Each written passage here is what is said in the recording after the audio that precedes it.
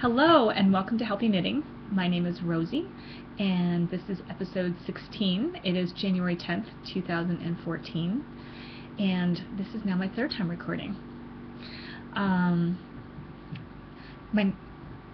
You can find me on Ravelry. I am so confused now. LESPETITSLUXES, and we have a Ravelry group over there, so please stop by. We'll talk more about that at the end. Now, I will have to say, I've just done this recording on iMovie, and it won't upload. Nothing with iMovie is working. It keeps crashing as I try to do things, and so I'm going to call that a loss, and I'm going to just start over, which I'm doing for the second time now. Because I've already done this, it gets a little weird to do this all over again, and so I got so sidetracked that I'm just starting again. So welcome. Happy New Year, everyone. It's been a couple weeks since I've seen you, and thank you for stopping by. I'm going to move that for right now. We have a buddy behind me, and the cutest thing he did with the first episode is he came up and he did his backwards hugs, which are absolutely adorable, so I'm hoping that he will do that again. It's not a trick, he just does it when he likes to, and so it's not like something I can say, hey buddy, come show everybody your backwards hugs. So hopefully he will do it. He's actually sitting down behind me right now. Probably not following. He's been antsy pants all over the place today. Okay, so what is new and good? There has been so much going on. I have been packing this past week. It's been very busy. I have a departure date set now of the 29th of March, so I am not leaving in between. I am just going then and going, gone. One-way ticket. It's kind of scary in a way, but that's how it goes, and I'm shaking the table. Sorry. So packing. So I have a lot of things to talk about with packing. Because I won't have my yarn for, I don't know, probably March till mid-April, even maybe May, I don't know. It's a 6-week process that they have it, and I'm not sure if that's from the time that they pick it up or the time that they actually ship it. And I didn't find that part out yet. All I know is it can be with them for a month before you leave. So, anyway, I have been trying to sort the yarn, and actually not try, I did. It happened. Got that done this week. And I bought those bags I told you about from Associated Bag. I think they're 39 by 51, and they are vacuum sealed. They have a little hanger on the top and a little hanger thing on the bottom, so you can actually stick hangers in there if you had clothing, which I will probably use for my clothing. So those work really great, and I wanted to give a little shout out to Associated Bag. Heather of Highland Handmaids had mentioned these on her podcast and how she had used them to transport her products to a show. And I thought, well, that's transport, let me see if it will work for me. And so I bought 3 boxes of 10, so I had 30 bags. And the first box of 10, everything was fine. Buddy broke one, and then I broke one. But the rest of them are fine. They're still sealed. Everything worked perfectly. But the second box, something happened, and they weren't holding their seal. And I didn't double check to see if it was me not doing it right, but it seemed like, you know, if it's going to fail, it's going to fail right away, it seems. But for some reason, these failed the next day. And I emailed them and I said, hey, you know, I'm not sure if it was something I didn't do right or if I didn't screw the cap on right, because you actually screw the cap on with the little hook part, and you have the double seal on the side that you seal up, and then you suck all the air out and put the cap back on. And so I wasn't sure if I did something wrong, and so I emailed them just so that I could let them know. And I said, hey, I don't know if there's any kind of problem with any of the bags. I will double check the seals tomorrow, and I'll probably get into that third box later on in the week, so I'll get back to you. That's all. I mean, I didn't say I want anything from them or anything. I just wanted to let them know in case they needed to know right away that there might have been a problem with the bags, so that if there was a problem, we could fix it. They immediately sent me out very next day, which was New Year's Eve, 3 more boxes of 10. no questions asked. We are so sorry that this happened. Thank you for bringing it to our attention. If there's anything else we can do, please let us know. Holy cow, it was amazing customer service, and that was one of the reasons why I wanted to go with them, was because Heather had said how great they were. And by the way, the first box I got, I ordered it, it was there the next day. I couldn't get it because we had a snowstorm, but it was there the very next day. So Associated Bag, if you need any bag stuff, they're really great people to deal with. And then another podcast this is kind of tying into is with Tammy of the Proverbial Knitter, who is now doing something all year long called Store, and every week there's something new for you to do to deal with your stash. And so I'm finding that to be very interesting, and I had already started before I watched her podcast on it, and it was interesting because what she was saying to do is what I was doing, but I'm doing it because I had to. I'm not going to have that yarn for that amount of time, so I need to leave it out and bring it with me in my suitcase or have it here so that I could work on it. And so I had picked out projects and the yarn, and I'll show you those next week, because if this shows any length like the last one, it was an hour long, which is kind of long, and I don't want to take up too much of your time. So I'll show you those next week. So I have been busy, and it's very interesting. The amount of things that I'm taking with me are about the volume size of 4 sofas. That was what I'm willing to pay for, because it's kind of expensive, and they make things in Italy. I don't need to bring every single thing that I own, although I'm going through this weird process right now of the purge, and it's kind of like, oh, I really like that. It's very useful, but I can replace it. So it's kind of like that. I don't want to part with my yarn or some of the things that are very meaningful to me, and I can't remember if I talked about this now or just... So bear with me if I've repeated this. I have no idea, but the things that are very important to me are like the memento things that I have that can't be replaced. I do appreciate my yarn, and I love it very much. The fiber that I have, again, I appreciate it very much, and I look forward to spinning every little bit of it. I have a lot of art in my house, and not just made by me, but by my friends and by people, and I love that very much, and that's not something that's replaceable. So bringing all of that with me, and pottery, there's some pottery that I bought, things that are special value as far as places I've gone and I've picked this up or that, and so that's coming.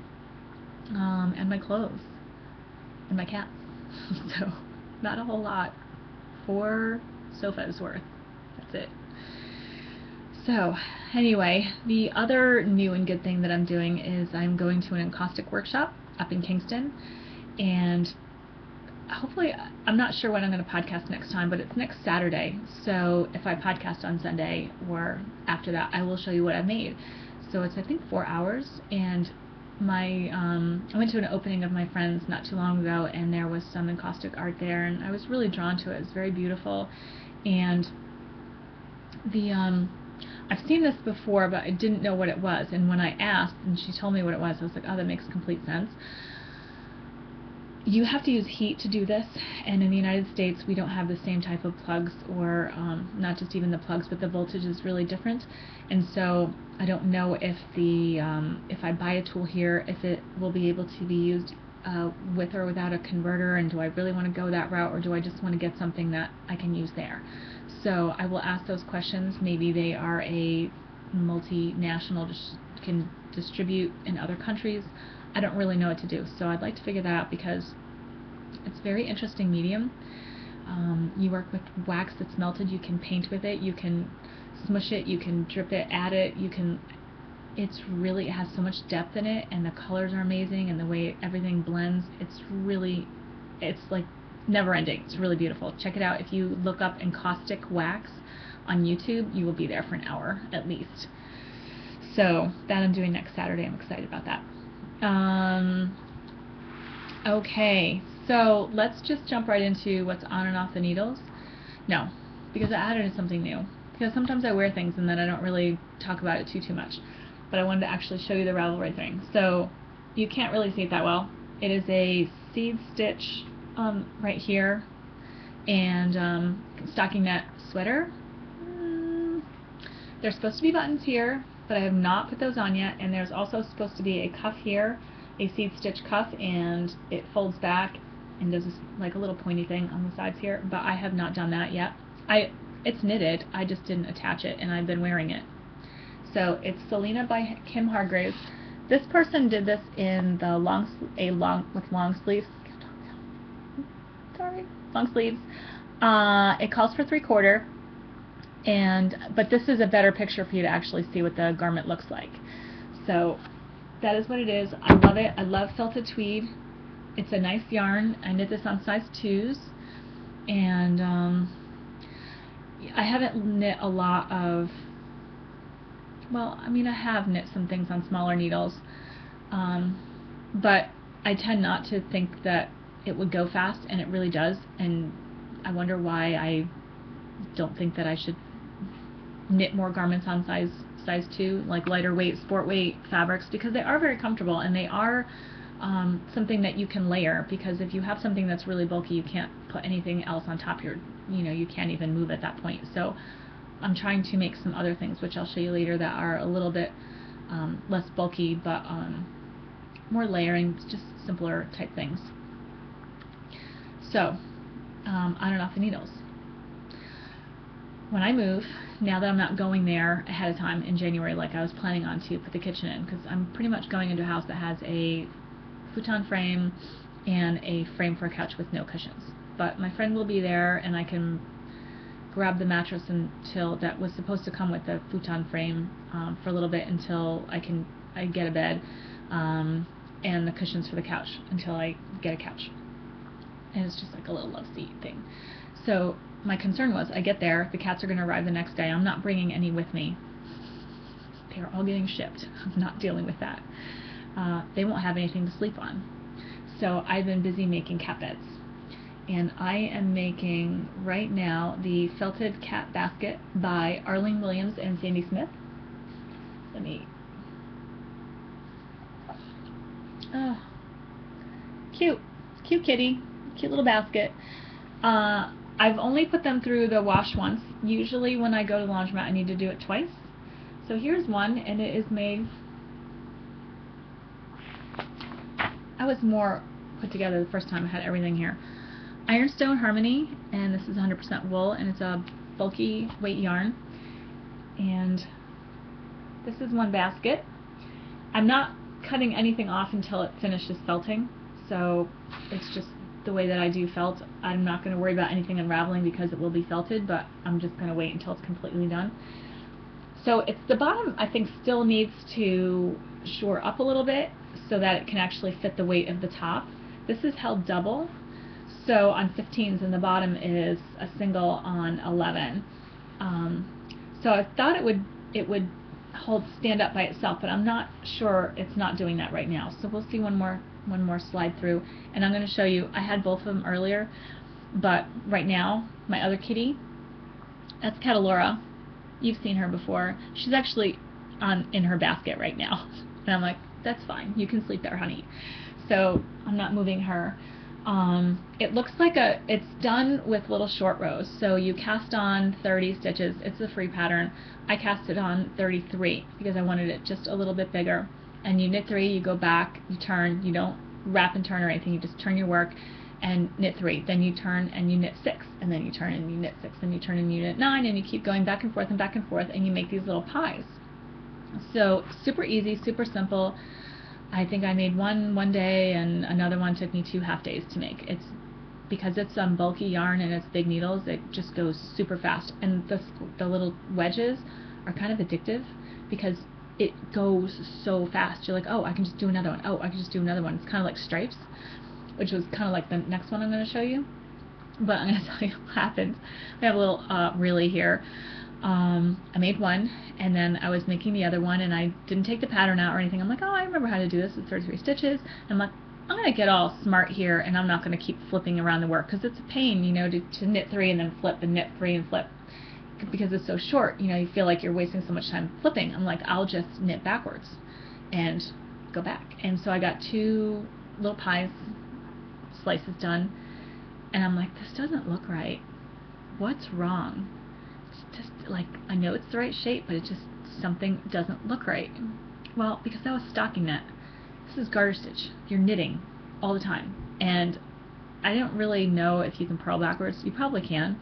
But at that point, I was like, stop trying to be a smarty pants because it's not working. So I ripped that out and I started over and got the other one done. And this is a third one I've made so far. It has not gone through the wash. And this is this is not supposed to be here, the spiral. Oh, you know what? You can't really see it that good on this side. See how the points don't all line up? That had something to do with me when I sewed it, and I didn't really care because it's a cat basket, and really there's going to be a cat in it, and so I just wanted to get it done, and I wasn't going to rip all that out. This is what it looks like swirled. Isn't that cute? So I have a few more of these to make because I have a few more cats than that, and everybody's going to have their own little basket, and that I can probably put in that vacuum sealed bag and throw it in my luggage so that it can come with me, so that we'll all be happy when I get there. They'll have a better bed than I will, I think. So that's what I've been making there, and this is made out of Elan Peruvian Quechua, something like that, and it's an alpaca tencel mix. I didn't know if it was going to felt, so I looked on Ravelry to see if other people had made things that felted, and they did. Someone had made the cutest little mushrooms with these, with the red as the red top with the little white and little stems that are off-white, and so adorable. So I do have more of that. This doesn't take very much yarn. I forgot to tell you because I've already told you. This was 400, each one of these is about 400 yards. So not a lot to make a cat basket, and it went super fast. I didn't measure the yarn on this, but I still have, I think I had 6 balls of each, and I have probably 4 of the red left. I used more of the blue because the blue I used here, and I've held the yarn double because double on the bottom and triple on the side, which might be one of the things. It calls for bulky and worsted weight. Bulky on the bottom, worsted on the top. I just held that double on this one because I didn't have worsted. I wanted to keep it all the same color. And on this one, I just held this triple and that double. And so I was surprised to see that the tencel actually felted, but it did. So once I get a few more of those made, I'm going to take them down to the laundromat because it's just easier to put them all in together than to, because I don't wash my clothes with hot water. I use cold water, and so it's just easier to do them all together in the small load and then be done with it. So I'm going to knit a few more of those, and then I'll show you as they progress.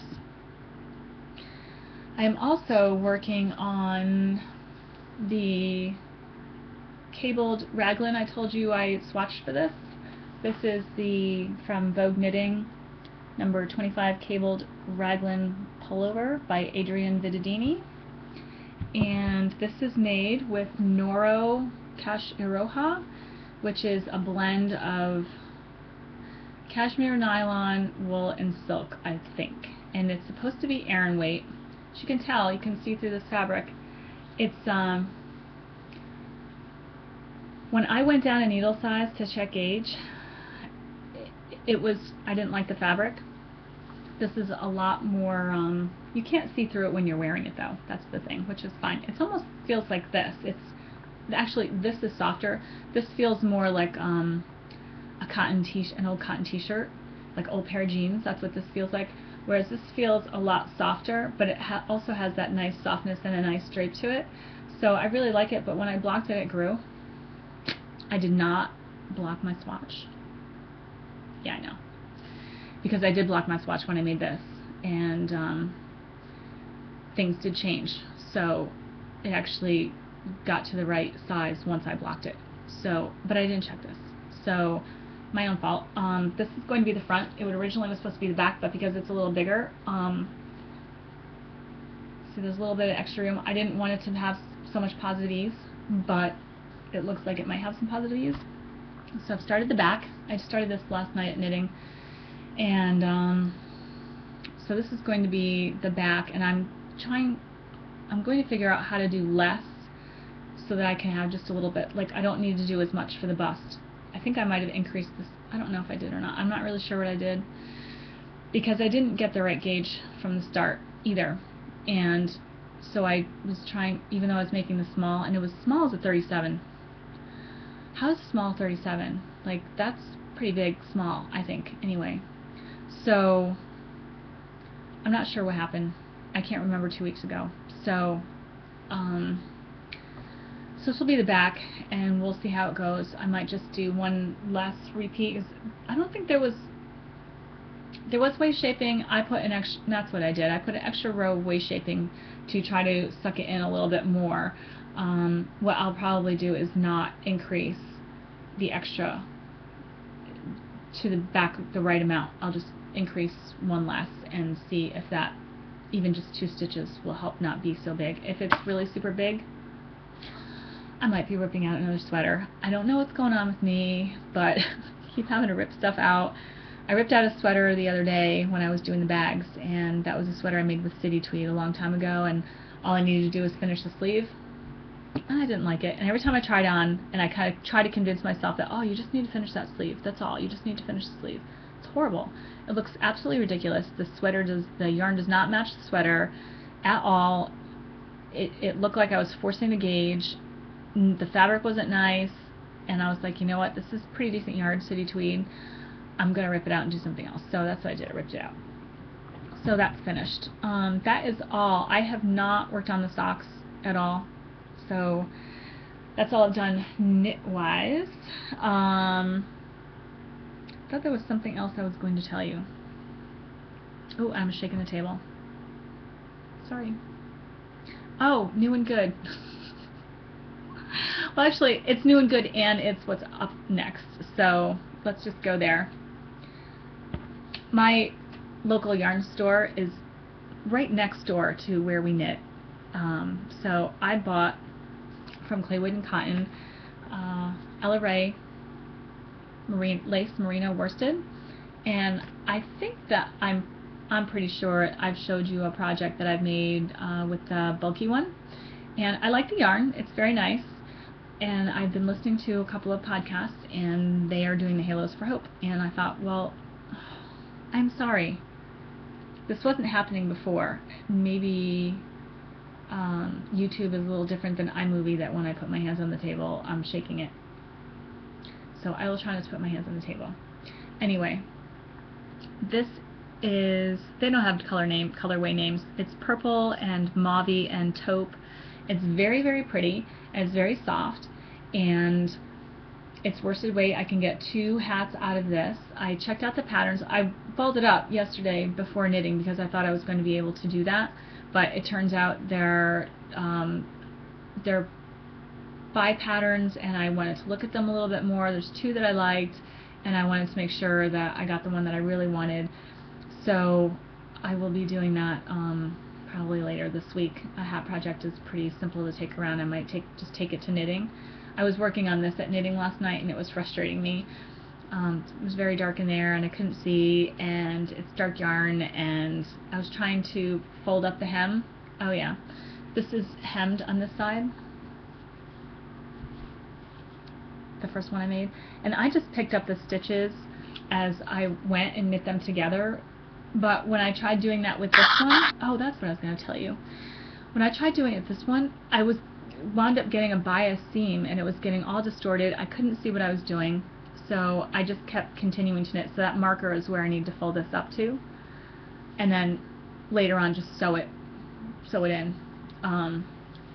Not my favorite thing to do. I prefer to just knit it on, but I couldn't see, and I wanted to keep going, and I probably should have just stopped at that point and not done it. So one of the things I was going to tell you is when I swatched for that, I thought I had left my size 7 short high tips at the cafe, and when I got there I was like, hey, you guys find anything like this? And they're like, oh, we know that's knitting, we would have told you, because we didn't knit last week, it snowed. I'm like, okay, so where did I put those? And I was looking for them last week, and I didn't find them, and then I go, oh, well, at least I have my high sharp 7s. I don't know where they are. They weren't in my case. They don't fit in anything else, so I don't know what happened to them. I have 2 little travel things. One that's about this big, and it comes with a lid you can pop off. It's clear so you can see everything, and the little notions are in there, and the tips of the 4-inch tips or 5-inch tips or whatever I have will fit in there just fine. So sometimes I'll leave tips in there so that they're not all over my bag if I have a project that requires me changing needle sizes and I'm taking it out somewhere. They weren't in there. I have another bag, another little container. It's kind of like a big hard pencil case, and I keep stuff in there that's too big that won't fit into that thing. They're not in there. I don't have any other projects going on. I've got no idea where they are. Yeah, so I'm kind of bummed because now I don't have any size 7s except for the Denise, which is what I used on there. And if any of you is familiar, Denise is kind of like a resin or something like that with a plastic tubing, and it just goes so slow. It's great. I mean, I made this on it. These cat baskets, I made that using those because the reason why I wanted to get the ChiaoGoo Twist interchangeables is that the cables drive me a little nuts on the Hayahayas, which I love the tips because they're really very lightweight, they don't hurt my hands, but if I'm going back and forth on something, it's just going to make me nuts the way the cables are. So I use the Denise, which are fine for that. They don't bind up or twist or anything, they're kind of hard, but it's slower, it's a lot slower knitting. So anyway, I gotta try to find my 7s. I'm still gonna get that ChiaoGoo set, but not right this minute. So anyway, Halos of Hope. I don't know if any of you are making it. I don't know which podcast I'm going to supply the hats for yet. I haven't decided because I think there are about 3 that I listen to. I don't know. I just thought it'd be a nice thing to do. My dad had cancer, and although he lost a little bit of hair, but not all of his hair when he went through it. I just found out one of my cousins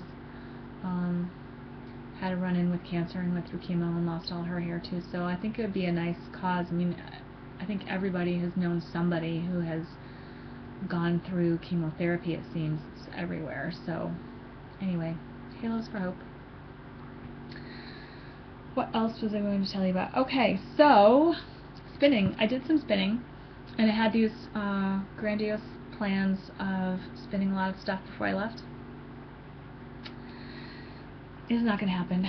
I've decided that a way for me to take some of the more delicate fibers without squishing them or anything like that is to put them in something hard like pottery. So I can throw that in there, and then the pottery will keep it safe, and then the pottery is going to get wrapped up.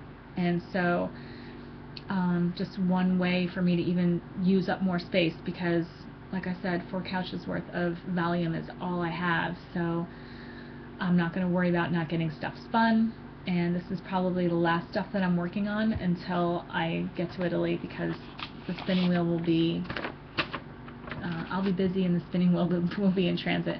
But right now I'm working on Finger Lakes Woolen Mill natural colored wool. Now I can't speak. I bought a pound, and this is what it looks like. And yes, there are a couple little pieces of veg matter here and there, but they come out. It's not difficult. I've been splitting this into thirds and then just long draw spinning it, and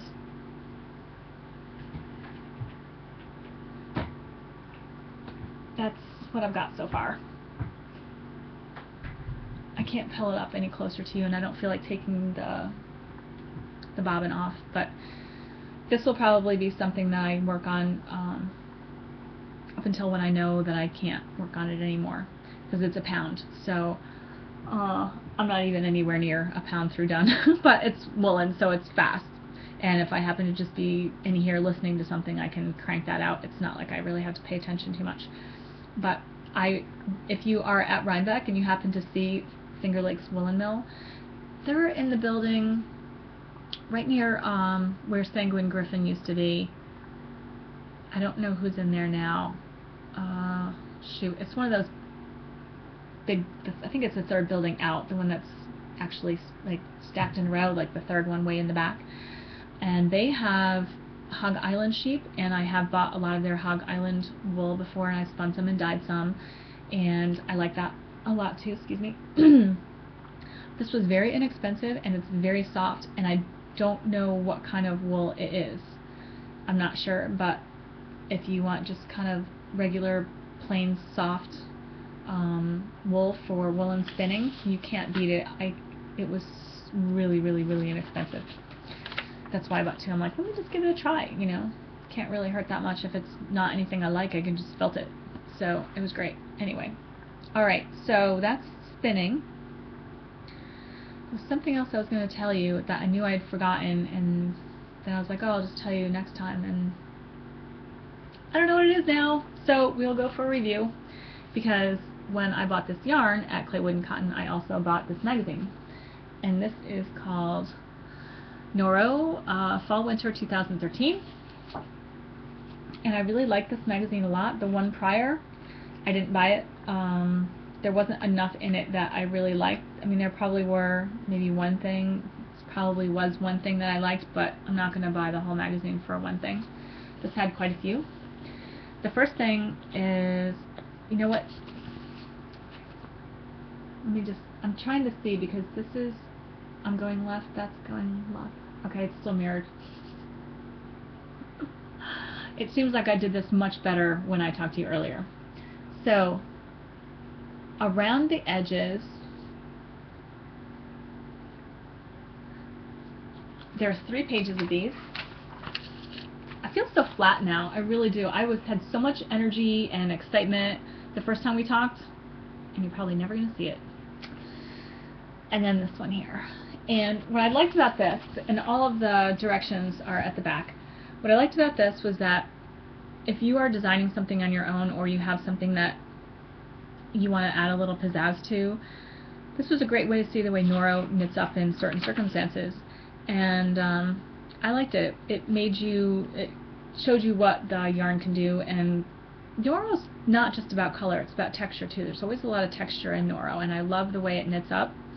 And so this was really nice to see a different way to use Noro. So, my favorite, absolute favorite, is this hat. Isn't that pretty? A lot of these here that I'm going to show you are done with 2 yarns. This one happens to be a solid with Noro, but I'm pretty sure. Yes, yes. And they usually pair up with Debbie Bliss,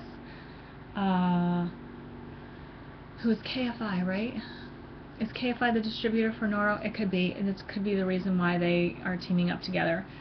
But so some things are 2 skeins of Noro, and some are Noro with a solid. So here's this cute little hat, and I've always wanted to do ear flap hats, and here's one. I don't know if I'll make this particular one or not. And these little wristers are interesting. They're a bit bulky for my style, but the thing I liked was the stitch pattern. I've not ever seen it before, and it looked really interesting, and so I'd like to give that a look and see what that's all about. Yeah, really interesting, different types of pattern. These I like. This is a little pair of mittens and a little, mittens and a headband. So, cute. Oh, you know what? I said mittens and a headband before. It's just pair mittens, but she's got her head like this, so I thought it was, sorry. That's good to know. It's just pair mittens. Here is a cute little shoulder wrap thing. Now, I don't know how you wear this other than you wear it and then you can't move, but what I liked about it was just looking at the colors and looking at the little leaves that are on there. I thought that was really interesting. It was a way to look at something in a different light, that you can put applique on something like that. So maybe if a little shrugging where you can't move your arms is interesting, you can make a cowl or a scarf and put the knitted on leaves or something like that. I like this sweater. It's garter stitch. Yay, garter stitch! What I like about this sweater is that it looks so warm and cozy, like it's the thing you want to put on when you're home all day and you don't want to stay in your pajamas, but you, oh, there's a little chickadee that came to the window. Hello! Oh, I probably need to put some more bird food out. So, I got distracted now. Bird is like all over my window here. She's cute. Okay, so let's go, not this one. I don't like that one. No, You know, I feel like deleting this one too, and not doing this. Okay. So here's another little cape that looked very interesting. The colors are amazing, and that's what I love. Practicality, or would I ever wear it? Probably not, but it looks really cool. And it might look really cool on someone else, just not for me. Here's a little scarf, shawl type thing, and the stitching is very interesting. It's not just plain. There's some type of relief work that's going on over garter stitch, which is in my crisscross diamonds. That looked very interesting. Hello, Natalia's here. You want to come say hello, honey? Okay, here's Natalia. Come say hi. This is my sweetie pie. This is the best light you guys get to see these cats in. Okay, honey. Want to see here? Okay.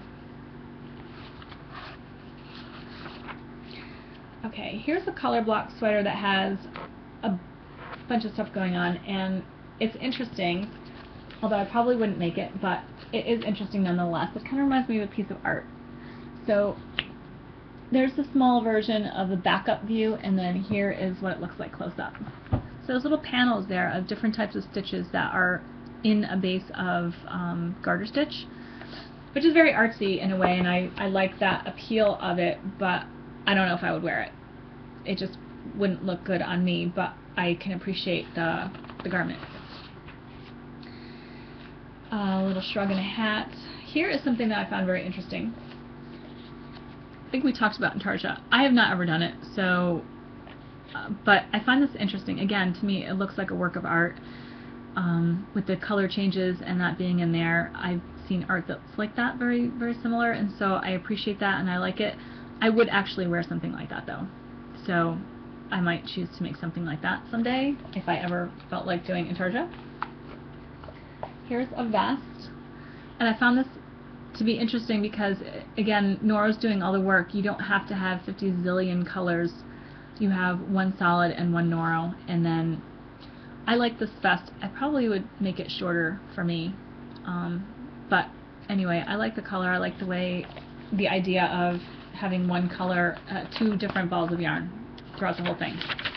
This also is 2 balls of yarn, and they use steek stitches, so you knit in the round and then you steek up the front and finish the button band. But it's here's a bigger version. Isn't that pretty? I thought this was really pretty and not so intimidating because you are only using just 2 balls of yarn. I don't need to buy 50 zillion colors and look at a chart and remember which one I'm supposed to use where. You just have at it. So that was easy. I like this coat as well. It's a big coat, but it doesn't seem overly bulky. Might not. I probably won't make this, but I like it as an inspiration. And what else? Lots of coats. So here's 2 more coats. I can't be able to see what you're looking at. So these are nice. I like both of them. 3 more coats.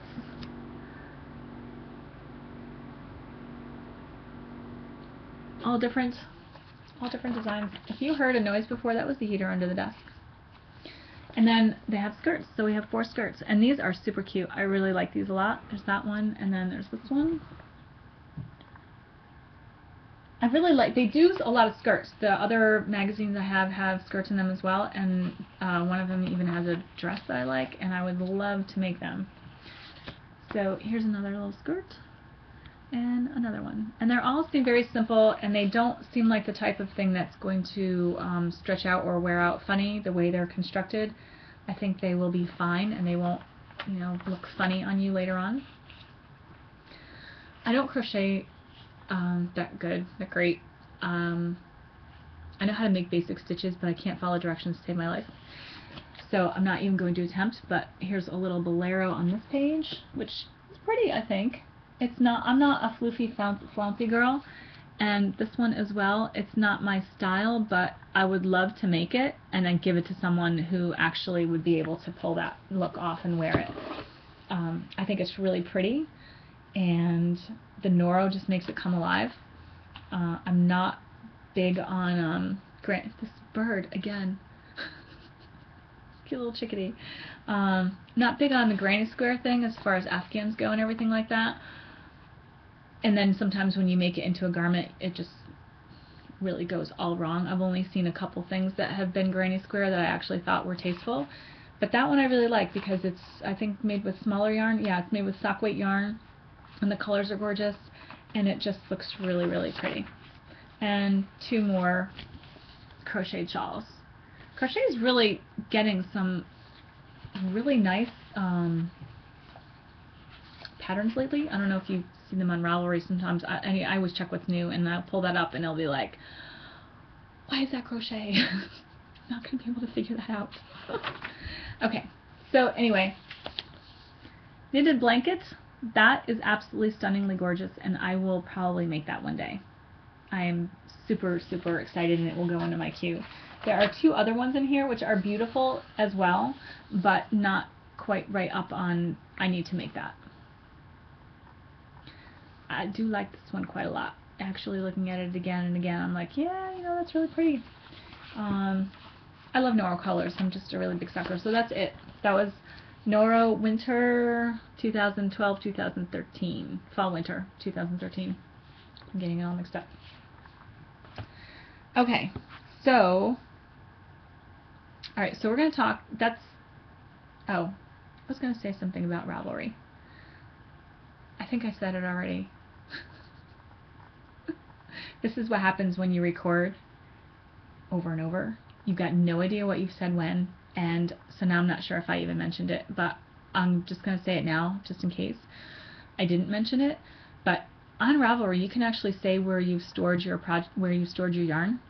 So each bag that I put it in, I wrote on the cap a number, and the number I coordinated with which bag it's in on Ravelry, so that I will know. Oh, that was the other thing I was going to talk about. In the house that I'm moving to, I don't really have a nice storage room. It's a concrete floor. It's adjacent to the other floor, the other room next to what's underneath the upstairs. So my house there's 2 rooms upstairs, 3 rooms, the bathroom, my bedroom, and a living room / kitchen / dining rooms, all one big huge room. And then underneath, you actually have to walk outside. There's no stairs. You have to walk outside and go underneath. Underneath the living room is going to be my office, and I don't want to do this type thing again. Not for my yarn, because like I said before, maybe I did, maybe I didn't. It overwhelmed me a little bit, and I think what I'd like to do now, since everything's cataloged in Ravelry, is just leave it in those bags and leave it in that storage room. And because there's a concrete floor, and I'm not going to hang it up because I think that'll break it, that's a nice way to keep the dirt and keep animals off of it and keep bugs out of it and everything. So I think I'm going to get my money's worth out of those bags, because they're not just for transportation. I think they're just the yarn's going to live in there. So that is what I'm doing with that, and I don't know why I started talking about that. I'm sorry. Okay, so tip number 1 and one only tip, then we're going to talk about a healthy thing. We've talked about lavender once before. So this is organic lavender, and since probably around Thanksgiving, I have not been eating the way I normally eat, and so it has caused a lot of different things with my body that I don't like I haven't been sleeping as well as I should have. I don't look as vibrant or feel as great, or my energy has not been as even keel as it has. So that all has to do with what I've been eating. The other thing that happened is I got a cold sore, and you can kind of see the remainder. It's just like this big red splotch down here. And I have found trial and error to put everything and anything on essential oil wise on things that happen to me and see what happens. I found that lavender oil, just a little dab, as soon as you feel whatever it is that's going on there, like some people feel a tingle, I only just feel like, oh, I've got a bump there, and then I'll be, oh yeah, there's a bump, and then the next, I think it takes like a whole day for anything else to happen. But if I get this on there right away, it really doesn't ever go through that weird phase where it bubbles up really huge and it makes a craziness. This kind of really helps. It's a natural antiseptic. So if you are prone to cold sores, you can give that a try. It's non-toxic really, and so why not try something you already have in your cabinet, hopefully, for other things, because lavender is very, very good for lots of things. Lavender, and I think we talked about essential oils at one point, and I know I was talking about rosemary, and I'm not sure if I brought out the lavender and ways that you can use lavender. So lavender is a big stress reducer because it can calm you, and all you have to do is take your hand and put one drop on your hand, and then rub your hands together to warm up the oil. I think when I listened to this before it was kind of loud. And then just breathe it in. So if you're feeling stressed, this is one of the ways that you can alleviate some stress. If you like the smell of lavender, I happen to love it. This can also help you to sleep at night, so a little drop under your pillow. I wouldn't put it directly on the side that you're sleeping on, or maybe even just put it on the sheet underneath where your pillow lies. If it can be a little strong, just one little drop. The other thing lavender can be used for, it's an oil that I travel with because it's, like I said, a natural antiseptic, and it does all those other things like calming and sleeping. So if you're used to sleeping with lavender smell and you are away on vacation, you have a hard time sleeping in strange places, you can put a little drop on the pillowcase, well, on the sheet. They're not going to be able to get that smell out of their pillow, are they? Probably not. Oops. Been leaving lavender everywhere. Because it'll be a familiar smell to you if you already use it at home. The other thing too is if you get a cut or a scrape, you can put a little lavender in there. It doesn't burn, it just kills all the bugs, and then you don't get an infection. So this one little thing can solve a lot of little problems. And I do travel with a few oils every time I go somewhere. A smaller bottle than this because I only need a little bit, but there are tinier bottles that you can take with you for travel size. So that is your tip for today's show. Okay, so let's talk about the new year. And we're going to talk about goals a little bit, but I also, hang on, I've got to plug in because we're at 20%. I don't need anything yelling at me.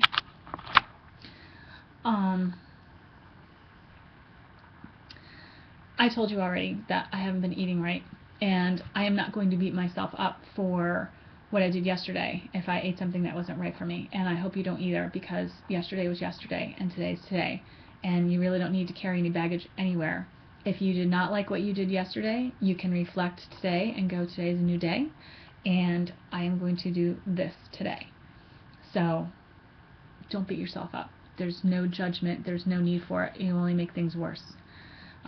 You can't guilt yourself into doing anything to make yourself better. It only just brings on more guilt and shame, and then you want to run into the closet and eat whatever it is else that you shouldn't be eating. So don't even go there. Stay positive. It's a brand new day. I'm in this moment right here. These are the decisions I'm making in this moment. Yesterday's gone. 5 minutes ago is gone. Doesn't matter. Okay? Alright, so I wanted to talk about goals because this is the time of the year when everybody makes goals, they make new resolutions, and they want to do all these different things, and sometimes they stick and sometimes they don't. So I wanted to look at a goal in a whole different way, and that maybe it might take some pressure off, because a lot of people, their ultimate goal is, I want to lose weight, or I want to change something about my body. And I'm suggesting that quite possibly we look at it in a different way, and the results may just be that your body changes and that you lose some weight. So goals need to be quantitative and measurable in order to know that you've reached your goal. So if I said I wanted to feel more energetic, it's sort of a goal, but it's not really a goal. But that's kind of where I'm going with this, is this would be a goal. I want to feel even keel all day long. I don't want to do the roller coaster, where you're at 3 o'clock, your head's crashing on the desk because you need more caffeine or you need more sugar or something to keep you awake. So a goal could be, on a daily basis, I want to feel even keel. That's what I want. I want to feel stress-free. You can't say less stress or whatever, like a certain level, because more or less, you can't measure that. No one who's looking at your thing who if they didn't know you, wouldn't be able to figure it out. So if you are feeling stress-free all day, and you learn how to handle your triggers with stress, a result could be that you will lose some weight, because cortisol is something that your body, a hormone that your body produces when you are stressed, and then it just puts you in that mode to pack on the pounds and not release them, because you're in that mode of, oh, I need all my energy. I am running from a saber-toothed tiger. There's a bunch of different things that can happen. So instead of saying I want to lose 10 pounds by May 31st to get ready for a spring season, think of it in a different way. It takes the pressure off. You can actually just learn how to work with your body, because losing weight is one thing, but being healthy is another. I know that sounds kind of weird. You'd think, oh, if I was thinner, I'd be healthier. It's not really the same. When I lived in Vermont, I used to, during the summer, I would eat 2 pints of Ben & Jerry's a day. And if you looked at me, you would not be like, wow, she just eats 2 pints of ice cream every day, because I was still very fit. I worked very hard, and I worked a lot, and but I knew that if I continued to do that, I'd probably have something wrong inside, because that's way, way, way too much milk fat and sugar. But it was hot out, I didn't want to cook, I made all these excuses, I'm tired, blah, blah, blah, and I just stopped one day. I'm like, you really need to stop doing that. That's just not healthy. So just because you look a certain way does not mean that you're healthy either. So what is your ultimate goal? Like, how do you really want to feel? Do you want to be thin for thin's sake, or do you actually want to feel good and then be thin for as a result of all the extra care you've done to take care of yourself? Just a thought. So diets are interesting, because when we diet and we take a book off a shelf and we go, oh, my friend totally said this worked for her, it may not work for you. It may not be the right type of things for your body. This is the same with different kinds of food. They may not work well for you. I was eating a very healthy diet prior, and I couldn't lose any weight, and I was still getting a mess. It was the particular foods I was eating that were not working for me. And I knew something wasn't right, but I couldn't figure it out. So I had figured it out, but it's an experiment. It's an ongoing experiment for you specifically. So what you can do is keep a daily log. Even 3 months is great if you can do it. And you don't have to spend hours on this, so it's not anything that's too complicated. I did it for 3 months. And every day you write down what you ate at what time.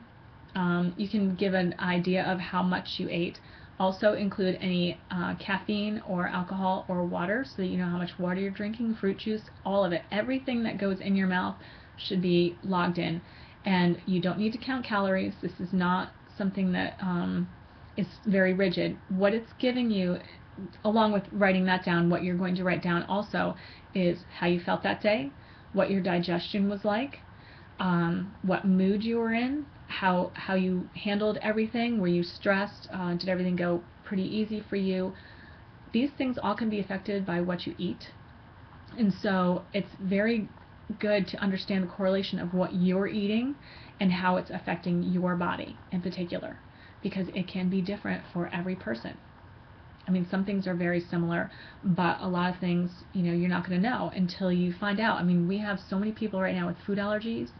I think it would be also very interesting to write down whether you ate something that was organic or non-organic, because I'm finding there's more results and more results out there now that are saying things about GMOs and how they're affecting our bodies, because this experiment's been going on now with all of us for so long, because they didn't really, our tests that have been done on animals, and they haven't shown great results.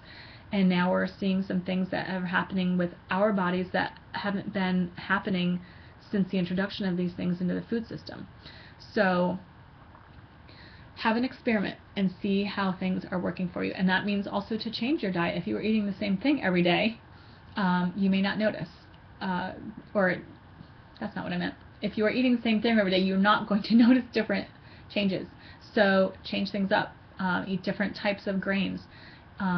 Try some different things that you've never tried before. Different vegetables. Try leafy greens. Really experiment. on how things make you feel. You may notice too that if you eat something in the morning and it's different than what you ate the next day, how your energy has been impacted from that because your blood sugar is not going up and down and up and down. So these are things that you have complete control over, and it's really fun to see how food affects your body. The other thing I wanted to talk about is coffee, tea, any kind of energy boosting things that you use to keep you through the day. These are called high interest loans, and if you are eliminating some of these things in your diet all at once, you may feel very, very tired. So you're going to be like, oh my god, I felt horrible, this is really bad, but really your body is just, it's kind of like going through a withdrawal system, and so you may not feel great right away. When I gave up coffee a long time ago, I've given it up several times on and off coffee, and the first time I gave up coffee after drinking like 2 pots of coffee every day, because I was so high interest loan, I had so much to do, I never got any sleep, I was living on coffee, and that's really not healthy, and I knew that too. I mean, it's just really messes up your system. So I had a headache, and then I slept for 3 days. And anytime since I've given up coffee, I have been just extremely tired for a couple of days, but no more headache anymore. So if you are taking these things and you want to cut back, just notice that these changes might be occurring, but they're not as something bad. It is just your body is dealing with not having that stimulant in there anymore. So keep that in mind. Wow, we're already at 56 minutes. Okay, so that was it, I think. Might have been something else that I'm forgetting to tell you. And Buddy didn't do his cute little thing. Maybe I can get him to do it. Buddy, Buddy, come here. It's just super cute. Now he's rolling over behind me. You're so cute, Buddy. Come here. Come up here. Come on, bud. Come on, Buddy. Come here, Buddy. I think he's going to do it. Come here, bud. Come here, Buddy. Come on. Oh, gosh. You know, that stinks, because you didn't get to see it. It was super cute. What is his paw? Wait, you do it? Oh, here he comes. Okay. Oh, hang on. Come here, Buddy. It's just super cute. Can you tell I love my kitty? Okay, here he goes. Come on. What are you doing? He just jumped down. It's super cute. You see his little paws come over and this little head like this. All right, that's it, you guys. Thank you for joining me today. And, oh, so please, if you can, join the Ravelry group. I wanted to do some more giveaways and things like that, but I don't know how to reach all the people who have subscribed on YouTube, because I see that there are people, and then I don't know how to, if all of them are there. So if you can, join the Ravelry group, and if you would like to, please ask me some questions. What do you want to hear about? I'm not a doctor, but there are health issues that people are having, concerns, questions about particular foods. What do you want to know about? It would be really great if we could get some feedback so that I can tell you more about what you want to hear about. It would be fabulous to me, because then I would feel like I'm giving you something useful that you want to know, instead of giving you things that you may not want to know. So anyway, please join the Ravelry group. That's it. I'm going to stop saying and next time I'm going to get this in one shot. Okay. Thank you for watching. I will see you when I see you. Ciao.